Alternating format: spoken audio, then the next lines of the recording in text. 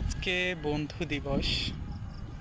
আসলে বন্ধুত্ব আমাদের জীবনের খুব ইম্পর্ট্যান্ট একটা জিনিস। সে জীবনের ছোটবেলা থেকে যার কাছে গেলে আমরা বিভিন্ন স্টেজ পার হই, নতুন নতুন school life, college life, varsity life, এবং নতুন নতুন বন্ধু আসে জীবনে।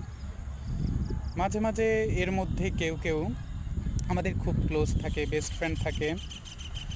একটা সময় গিয়ে তারা ওই সময়টায় থাকে, একটা সময় গিয়ে আসলে বন্ধুদের পাওয়া যায় না, যে যার মতো ব্যস্ত হয়ে পড়ে, বিভিন্ন দিকে চলে যায়। তারপরও কিন্তু যত যাই হোক না কেন, বন্ধুরা কিন্তু মনের গভীরে থাকে। সব সময় তাদের প্রতি আলাদা একটা ইমোশন কাজ করে।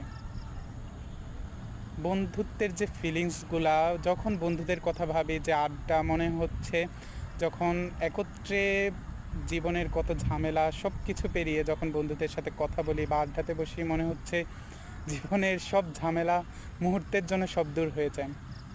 বন্ধুত্বটা আসলে এমনই।